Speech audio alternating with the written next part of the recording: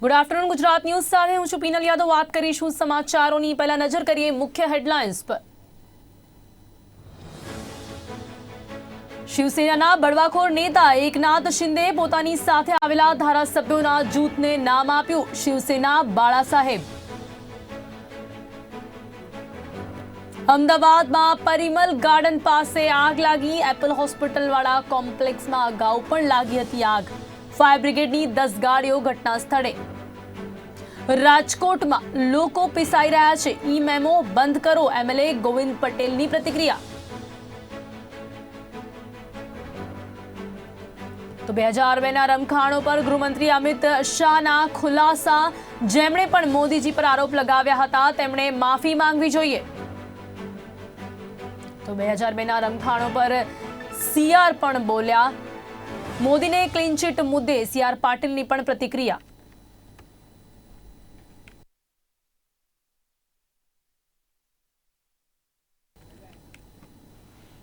વાત કરીએ વિગતવાર સમાચારોની ત્યારે સૌથી પહેલા વાત કરીએ અત્યારના મહત્વના સમાચારોની। તો અમદાવાદના પરિમલ ગાર્ડન પાસે આગનો બનાવ બન્યો છે। તો અમદાવાદના પરિમલ ગાર્ડન પાસે એપલ હોસ્પિટલની બાજુના કોમ્પ્લેક્સમાં આગ લાગવાની ઘટના બની છે। દેવર્સ કોમ્પ્લેક્સમાં અચાનક જ આગ લાગવાની ઘટના બની છે। બિલ્ડિંગના 3જા માળે આગ લાગી છે। સર્વર રૂમમાં આગ લાગતા અચાનક જ નાસભાગ મચી હતી અને અત્યારે દ્રશ્યો જોઈ શકાય છે। 3જા માળે આગ લાગવાની ઘટના બની છે। સર્વર રૂમમાં આગ લાગતા નાસભાગ મચી છે। વધુ વિગત આપવા માટે મારી સાથે જોડાયા છે મારા સંવાદદાતા બ્રિજેશ દવે। જી બ્રિજેશ, શું છે સમગ્ર વિગત આપની પાસે? કઈ રીતે આ કોમ્પ્લેક્સમાં આગ લાગવાની ઘટના બનવા પામી હતી? જી જણાવો કે જે પ્રમાણે આગ લાગવાની જે ઘટના બની હતી તે લગભગ 11:30ની આસપાસ ઘટના છે। ફાયરની 10થી વધુ ગાડી અત્યારે રેસ્ક્યુ માટે જોડાઈ છે। કહી શકાય કે જે પ્રમાણે જે બિલ્ડિંગમાં આગ લાગી છે ઉપર જે હોસ્પિટલ પણ છે જેને લઈને અત્યારે રેસ્ક્યુ ટીમ છે તે રેસ્ક્યુ કરી રહી છે। સાથે જ 3 જેટલા જે મહિલાઓ છે તેમને નીચે રેસ્ક્યુ કરવામાં આવ્યા હતા। તમામે તમામ કોમ્પ્લેક્સમાં જે આગ લાગતા જ નાસભાગ મચવા પામી હતી। ત્યારે ત્યાંમાં આગમાં ફસાયેલા જે લોકો છે તે ધાબા ઉપર ચડ્યા હતા। તો કહી શકાય કે અગાઉ પણ આની બાજુના જ કોમ્પ્લેક્સમાં આગ લાગી હતી ત્યારે પણ ફાયર એનર્જી ન હોવાનું ક્યાંક ને ક્યાંક સામે આવ્યું હતું। હાઈકોર્ટે ટકોર કર્યા બાદ ગઈકાલે પણ ઘણા એવા બિલ્ડિંગોને ફાયર વિભાગ દ્વારા સીલ કરવામાં આવ્યા હતા। ત્યારે જોવું એ રહેશે કે જે તંત્ર દ્વારા અહીંયા જે કહી શકાય કે કઈ રીતના આગ લાગી છે તેની ચકાસણી કરવામાં આવે અને સાથે જ જે પ્રમાણે હોસ્પિટલમાં આગ લાગી છે કે કેમ કે ક્યાં આગ લાગી છે તે પણ અત્યારે જે કહી શકાય કે અને તેના કારણે આગ લાગી છે, શોર્ટ સર્કિટના કારણે આગ લાગી છે કે કોઈ બીજા કારણોસર તે પણ અત્યારે જે કહી શકાય કે તેની તસવીર છે। ફાયરની 10થી વધુ જે ગાડી છે તે ઘટના સ્થળે છે અને લગભગ 20થી વધુ જે ફાયર જવાનો છે તે રેસ્ક્યુમાં લાગેલા છે। સાથે જ આગ લાગવાના બનાવમાં હજી કોઈ પણ જાતની ઈજા થવાના જે કહી શકાય કે સમાચાર છે તે સામે આવ્યા નથી અને સાથે લગભગ 3 થી 5 જેટલા વ્યક્તિને રેસ્ક્યુ કરીને નીચે ઉતારવામાં આવ્યા છે। જોવું એ રહેશે કે આગ બુઝાયા પછી કયા પ્રકારની કોની બેદરકારીથી આગ લાગી છે કે પછી આકસ્મિક આગ લાગવાનો બનાવ બન્યો છે તે જોવું રહેશે। જી બ્રિજેશ, તે સાથે જ જે પ્રકારે જાણકારી મળી રહી છે કે સર્વર રૂમમાં અચાનક જ આગ લાગતા નાસભાગ મચી છે, તો કહી શકાય છે કોઈ ટેકનિકલ ખામી સર્જાતા આ આગ લાગવાની ઘટના બની હોઈ શકે? ચોક્કસ, કારણ કે જે પ્રમાણે સર્વર રૂમમાં અને હાલ જે પ્રમાણે ગરમીનું પ્રમાણ પણ વધુ છે, શોર્ટ સર્કિટના કારણે પણ આગ લાગી હોવાની સંભાવના ચોક્કસ યથાવત રહે છે અને સાથે જ કોમ્પ્લેક્સમાં હવે કયા પ્રકારની આગના લઈને સેફટીના સાધનો છે કે કેમ, સાથે જ જે પ્રમાણે રિન્યુ કરાવવાના હોય છે સર્ટિફિકેટ તે રિન્યુ કરાવવામાં આવ્યા છે કે કેમ એ બધી પણ હવે ચકાસણી થશે અને સાથે કોની બેદરકારીના કારણે આગ લાગી છે કે આકસ્મિક આગ લાગી છે તે જોવું રહેશે। જી, તે સાથે જ અત્યારે શું પરિસ્થિતિ છે? જે પ્રકારે જાણવા મળ્યું છે ફાયરની 10 જેટલી ગાડીઓ ઘટના સ્થળે પહોંચી હતી, તો અત્યારે શું સ્થિતિ જોવા મળી રહી છે? જી, અત્યારે રેસ્ક્યુ હાથ ધરવામાં આવી રહ્યું છે। જી બ્રિજેશ, સમગ્ર વિગત આપવા બદલ આપનો ધન્યવાદ। તો બ્રિજેશ અમારા સંવાદદાતા અમારી સાથે જોડાયા હતા। દેવર્સ કોમ્પ્લેક્સમાં અચાનક જ આગ લાગવાની ઘટના બની છે। અમદાવાદના દેવર્સ કોમ્પ્લેક્સમાં આ ઘટના બની છે। ફાયરની 10 જેટલી ગાડીઓ ઘટના સ્થળે પહોંચી છે। પરિમલ ગાર્ડન પાસે આગનો બનાવ બન્યો છે।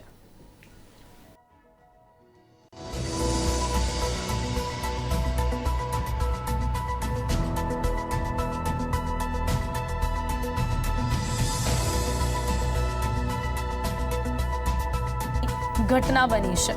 તો ફાયરની 10 જેટલી ગાડીઓ ઘટના સ્થળે પહોંચી હતી.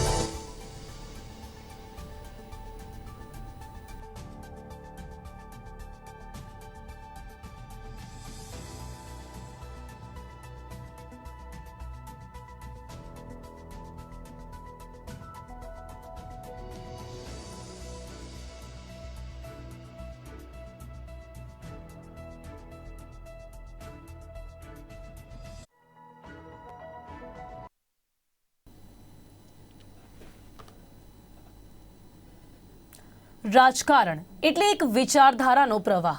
સત્તાના સિંહાસન પર બિરાજમાન થઈ પ્રજાહિતના કાર્યો કરવાનો માર્ગ. પરંતુ ક્યારેક સત્તા વિહોણા થવાનો ડર કેટલો વિષમ બને છે તેનું ઉદાહરણ ભૂતકાળમાં અંકિત છે. તે સત્તાધારી એટલે તે સમયના વડાપ્રધાન ઇન્દિરા ગાંધી અને નિર્ણય હતો કટોકટીનો.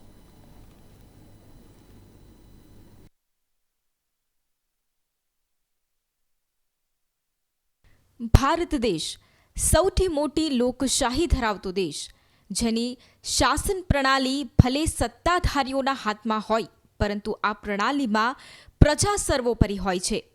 પરંતુ જ્યારે સત્તાધારીઓ પર સત્તાનો નશો ચડે ત્યારે કેવું વરવું પરિણામ આવે તેનું ઉદાહરણ ઇતિહાસમાં અંકિત છે. તે સત્તાધારી એટલે તે સમયના વડાપ્રધાન ઇન્દિરા ગાંધી અને નિર્ણય એટલે કટોકટી. એક સમયે પ્રચંડ બહુમતી સાથે દેશમાં એક હથ્થું શાસન ચલાવનાર ઇન્દિરા ગાંધીએ સત્તાના વળતા પાણી જોતા વર્ષ 1975માં 25-26 જૂનની મધરાતે કટોકટીની જાહેરાત કરી. સ્વતંત્ર ભારતના ઇતિહાસમાં સૌથી વિવાદિત અને કપરો સમય દેશવાસીઓએ જોયો. લોકશાહીનું ચીરહરણ થતા જોઈ દેશવાસીમાં આક્રોશ વ્યાપ્યો. જનતાએ વિરોધના સૂર પોકાર્યા. સરકાર સામે પ્રદર્શનો થવા લાગ્યા. તો આક્રમક મૂડમાં આવેલી સરકારે હજારો લોકોની ધરપકડ કરી 100થી વધારે સંગઠનો પર પ્રતિબંધ લાદ્યા. આ એ સમય હતો જ્યારે મીડિયાની પણ સ્વતંત્રતા છીનવી લેવાઈ હતી. આ સમય ઇન્દિરા ગાંધીની રાજકીય કારકિર્દીમાં ભૂકંપ સમાન હતી. વર્ષ 1977ની ચૂંટણીમાં ઇન્દિરા ગાંધીએ સત્તા છોડવી પડી. રાજકારણમાં જ્યારે વિવાદિત નિર્ણયોની ચર્ચા થાય છે ત્યારે ઇન્દિરા ગાંધી સરકારના આ નિર્ણયને ચોક્કસથી ટાંકવામાં આવે છે, જે ન માત્ર તે સરકાર માટે પરંતુ સમગ્ર દેશ માટે પણ શર્મજનક હતો.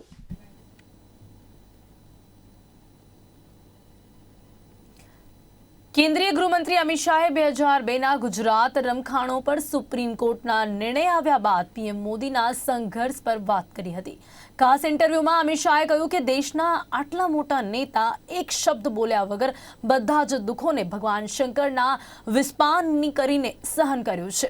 19 વર્ષની લાંબી લડાઈ લડતા રહ્યા અને આજે જ્યારે સત્ય સોનાની જેમ ચમકીને બહાર આવ્યું છે તેમ જણાવ્યું છે.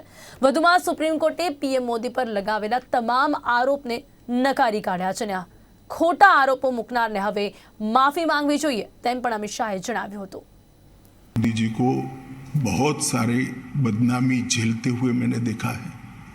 मोदी जी पे बहुत सारे झूठ और झूठे आरोप मढ़ते हुए, निर्लज्जता से मढ़ते हुए मैंने देखा है.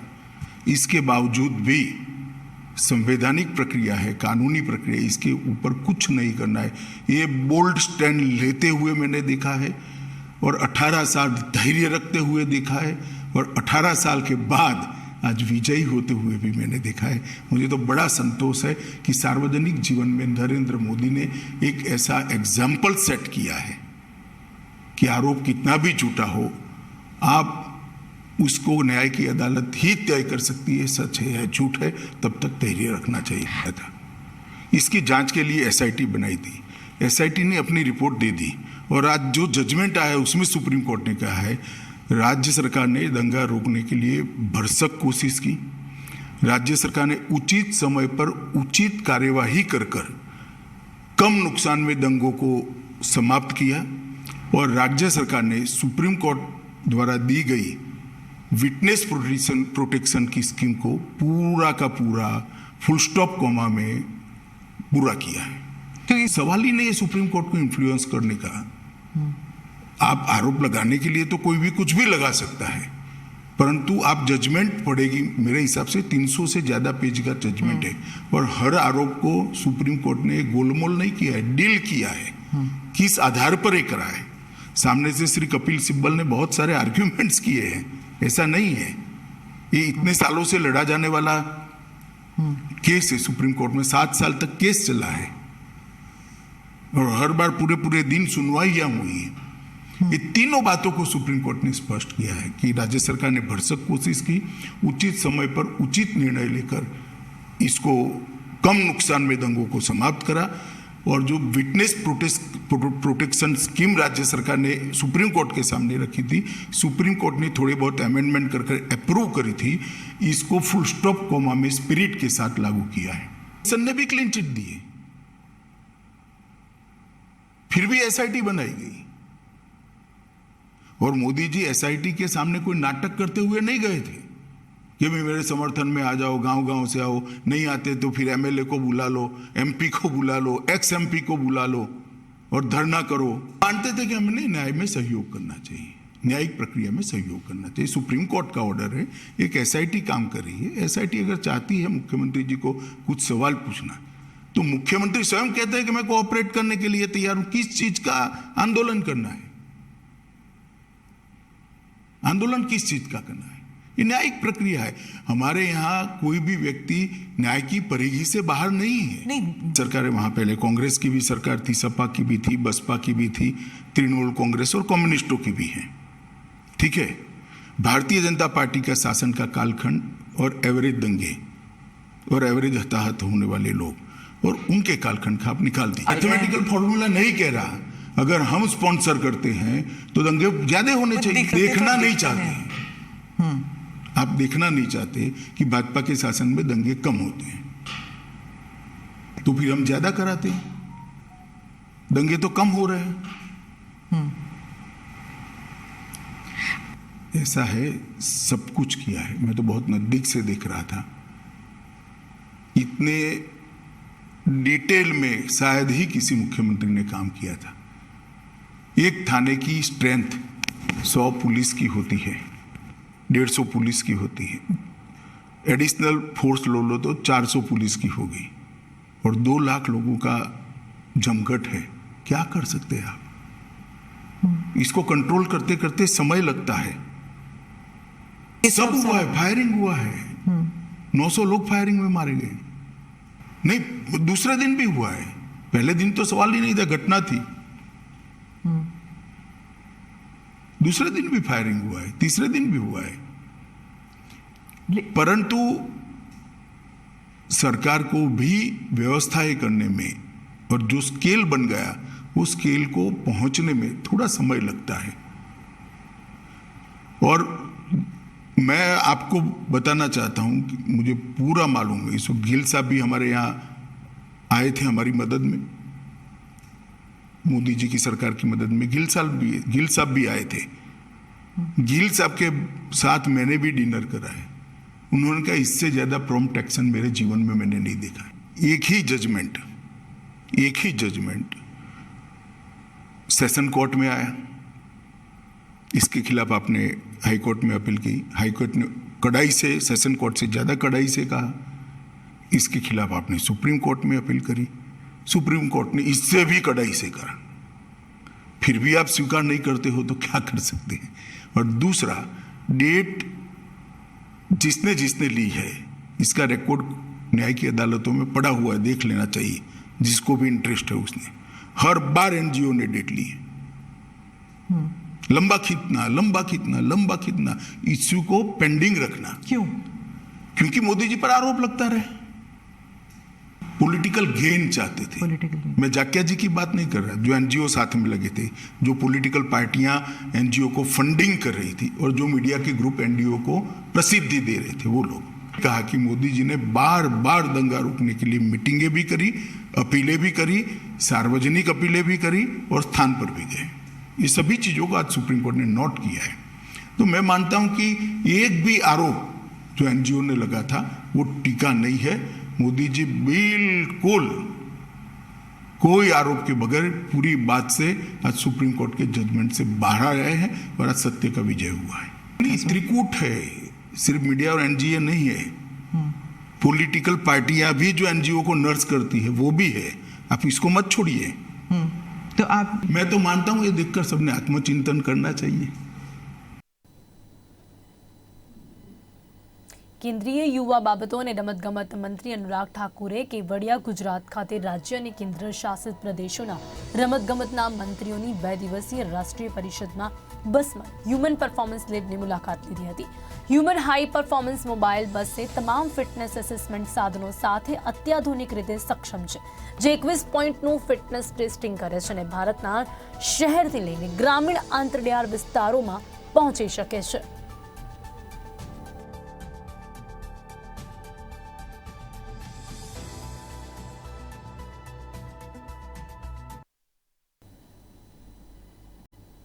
સમગ્ર રાજ્યમાં યોજાઈ રહેલા ત્રિદિવસીય કન્યા કેળવણી મહોત્સવ અને શાળા પ્રવેશોત્સવ કાર્યક્રમ અંતર્ગત આજે બીજા દિવસે સુરેન્દ્રનગર જિલ્લાના વઢવાણ તાલુકાના વાડલા, કોઠારિયા અને દેદાદરા ગામે વન અને પર્યાવરણ મંત્રી કિરીટસિંહ રાણાની ઉપસ્થિતિમાં કાર્યક્રમ યોજાયો હતો।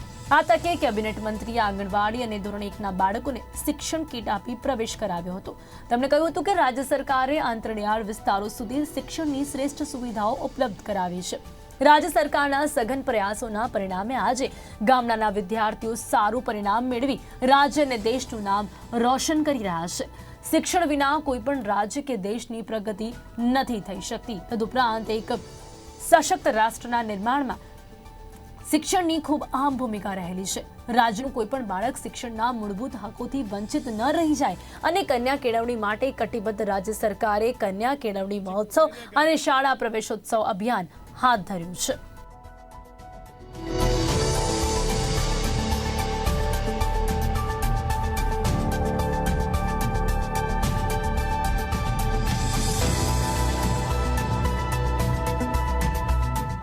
પછી કોઠેરિયા ગામ અને આજે આ બાટલા ગામમાં 53 લાખ પ્રાથમિક શાળા સુંદર મજાનું બની ગયું હતું, એનું લોકાર્પણ કર્યું અને બાળકોને પ્રવેશ ત્યાં પણ બાળકો આંગણવાડીના અને બાકીના પહેલા ધોરણમાં 25 જેવા બાળકોનો પ્રવેશ અપાયો। આજે દેદાદરા ગામમાં 40 બાળકોને પહેલા ધોરણમાં પ્રવેશ મળ્યો, 4 બાળકો આંગણવાડીના હતા। રાજ્ય સરકારના અનેક પ્રયત્નો હોય છે।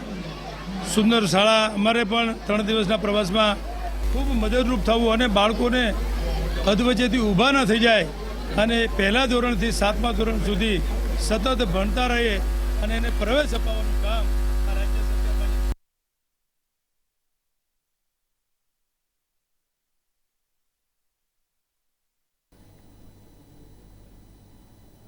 ગુજરાત રાજ્યમાં દર વર્ષે શાળા પ્રવેશોત્સવ કાર્યક્રમ યોજાય છે, જેમાં આજે આણંદ જિલ્લાના પેટલાદના મોરડ ગામે મહેસૂલ મંત્રી રાજેન્દ્ર ત્રિવેદીની હાજરીમાં ધોરણ 1 અને આંગણવાડીના બાળકોને શૈક્ષણિક કીટ અને ચોકલેટ આપી શાળામાં પ્રવેશ કરાવ્યો હતો। શાળામાં વૃક્ષારોપણ કરાયું હતું। આ કાર્યક્રમમાં કલેક્ટર મનોજ દક્ષિણી, સરકારી હોદ્દેદારો, સ્કૂલના આચાર્ય, શિક્ષકો, વિદ્યાર્થીઓ, મોટી સંખ્યામાં આવેલ વાલીઓ, દાદાઓની ઉપસ્થિતિમાં શાળા પ્રવેશોત્સવ યોજાયો હતો।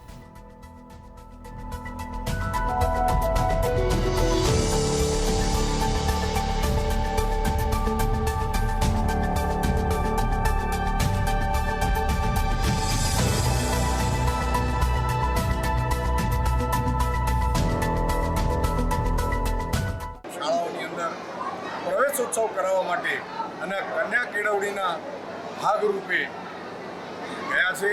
આજે મને આ પેટલાદ તાલુકાના મોરડ ગામમાં આવવાનો આનંદ થયો છે। આ શાળાની અંદર આ તાલુકાની અંદર સૌથી વધુ પ્રાથમિક શાળામાં એડમિશન છે। 576 બાળકો અભ્યાસ કરે છે। નામાંકન પણ ખૂબ સારું થયું છે। ડ્રોપઆઉટ રેશિયો અહીંયા 0 છે। એક પણ બાળક ડ્રોપઆઉટમાં નથી। વિશેષ અભિનંદન આપવાના અને અભિનંદન એટલા માટે આપવાના કે આપણા લોક લાડીલા વડાપ્રધાન નરેન્દ્ર મોદીજી ત્યારે તત્કાલીન મુખ્યમંત્રી હતા ત્યારે એમણે આ વિષય શરૂ કર્યો હતો। અમારી મોરડ પ્રાથમિક શાળા તાલુકો પેટલાદ જિલ્લો આણંદમાં આજે શાળા પ્રવેશોત્સવનો ભવ્યાતિ ભવ્ય કાર્યક્રમ હતો। મને કહેવા દો કે આદરણીય વડાપ્રધાન શ્રી નરેન્દ્ર મોદી સાહેબે જે કાર્યક્રમની શરૂઆત કરી છે, એક પણ બાળક શાળામાં પ્રવેશ વગર વંચિત ન રહી જાય એટલા માટે ઘરે ઘરેથી એક એક બાળકને શોધી અને શાળા સુધી લાવવા માટેનો અદ્ભુત પ્રયત્ન, કન્યા કેળવણી માટેનો અદ્ભુત પ્રયત્ન આજના દિવસે સાહેબના આ વિચારને સો સલામો શાંતિ કરું છું. એક શિક્ષક તરીકે, આ શાળાના આચાર્ય તરીકે, આ શાળાના સંસ્થાના હેડ તરીકે હું ખૂબ રાજીપો વ્યક્ત કરું છું. અને સાથે સાથે કહું કે આપણે જે ગ્રાઉન્ડમાં ઊભા છીએ, આ 3 માળનું ભવ્યાતિ ભવ્ય બિલ્ડિંગ એ કોઈ પણ દાતાશ્રીના સહકાર વગર માત્ર ને માત્ર સરકારશ્રીની પૂરેપૂરી ગ્રાન્ટથી મોરડ પ્રાથમિક શાળાને પૂરેપૂરી ગ્રાન્ટ મળી અને તમામ પ્રકારના ઓરડા, તમામ પ્રકારની સુવિધાઓ, લાઇટ, પંખા, ટ્યુબલાઇટથી માંડીને બેસવા માટેની બેન્ચીસથી માંડીને તમામ વસ્તુ સરકારશ્રી દ્વારા આપવામાં આવે છે.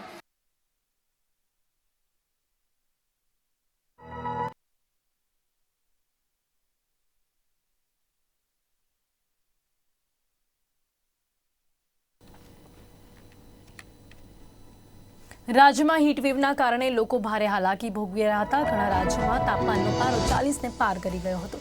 ત્યારે વાતાવરણમાં પલટો આવતા મેઘરાજ મહેર કરી હતી, પરંતુ રાજ્યના ઘણા ભાગોમાં પ્રથમ વરસાદે તંત્રની પોલ ખોલી નાખી છે.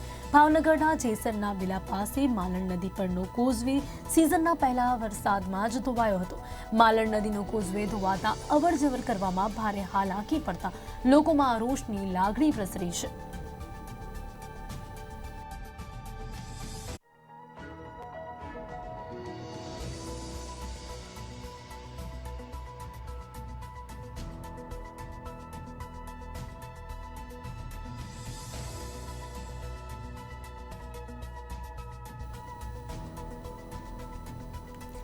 તો સમાચારોના અંતે ફરી એક વખત નજર કરીએ મુખ્ય હેડલાઇન્સ પર.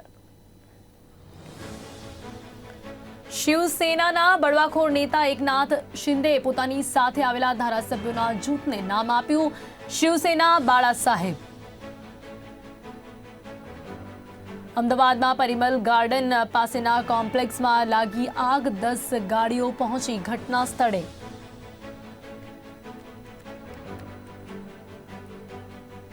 રાજકોટમાં લોકો પીસાઈ રહ્યા છે, ઈ મેમો બંધ કરો, એમએલએ ગોવિંદ પટેલની ગૃહમંત્રીને રજૂઆત. 2002ના રમખાણો પર ગૃહમંત્રી અમિત શાહના ખુલાસા અને સાથે જ મોદીજી પર જેમણે આરોપ લગાવ્યો તેમણે આપવી પડશે માફી. તો ગોધરા રમખાણો પર CR પાટીલ પણ બોલ્યા.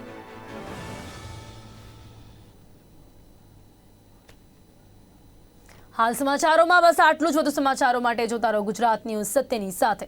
નમસ્કાર.